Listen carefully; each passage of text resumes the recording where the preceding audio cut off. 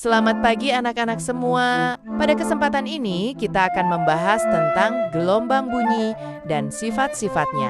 Tujuan pembelajarannya adalah agar siswa memahami apa itu bunyi, bagaimana bunyi terjadi, bagaimana bunyi merambat, serta contoh penerapannya dalam kehidupan sehari-hari. Sudah tahukah kalian apa itu bunyi? Bunyi adalah getaran yang merambat melalui medium seperti udara, air, atau benda padat.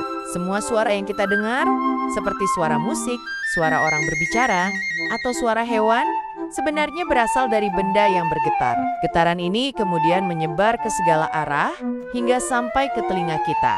Tanpa adanya medium, bunyi tidak dapat terdengar, karena getaran membutuhkan tempat untuk merambat. Next, sumber bunyi. Setiap bunyi yang terdengar selalu berasal dari sesuatu yang bergetar. Misalnya, ketika kita memetik senar gitar, senar tersebut bergerak maju mundur sangat cepat dan menghasilkan bunyi ketika memukul drum. Kulit drum bergetar sehingga menimbulkan suara. Pada seruling, udara di dalam pipa bergetar saat ditiup. Semua contoh ini menunjukkan bahwa bunyi hanya dapat muncul jika ada benda yang bergetar.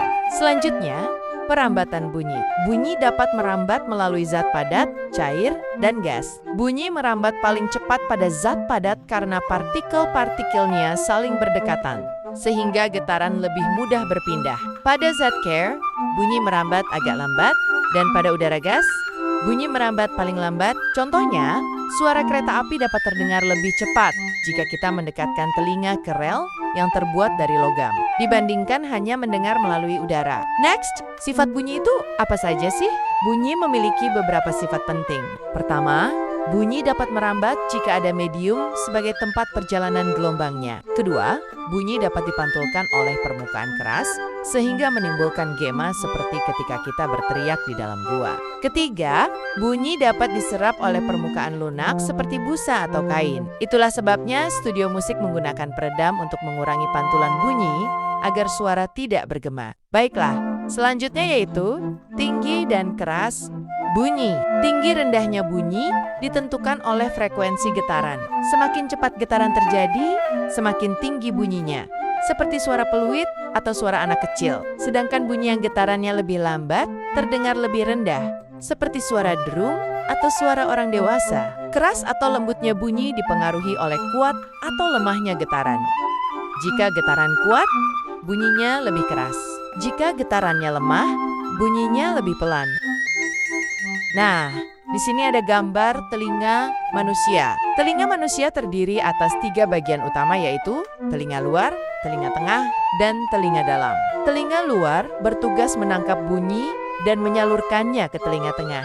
Di telinga tengah, getaran diperkuat oleh 3 tulang kecil, yaitu malleus, incus, dan stapes. Setelah diperkuat, getaran diteruskan ke telinga dalam dan diubah menjadi sinyal listrik yang dikirim ke otak. Otak kemudian mengenali sinyal tersebut sebagai suara tertentu. Dan yang terakhir yaitu contoh penerapan bunyi dalam kehidupan. Yang pertama, stetoskop dokter. Dokter menggunakan stetoskop untuk mendengar detak jantung dan pernapasan pasien. Alat ini bekerja dengan menguatkan gelombang bunyi dari dalam tubuh, sehingga telinga dokter bisa mendengarnya dengan jelas. Kedua, bel sekolah. Bunyi digunakan sebagai tanda atau pemberitahuan. Contoh, bel sekolah berbunyi untuk memberitahu waktu masuk atau pulang. Ketiga, mikrofon dan speaker.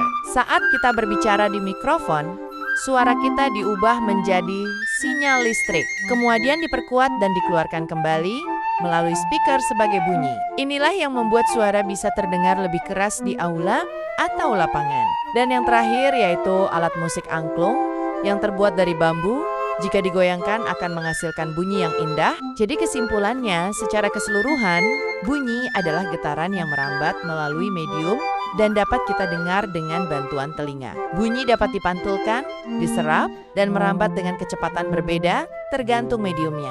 Sifat-sifat ini memungkinkan bunyi dimanfaatkan dalam berbagai bidang, seperti kesehatan, navigasi, komunikasi, dan hiburan. Dengan memahami konsep gelombang bunyi, kita dapat lebih mengerti bagaimana suara di sekitar kita terbentuk. Sekian dan terima kasih.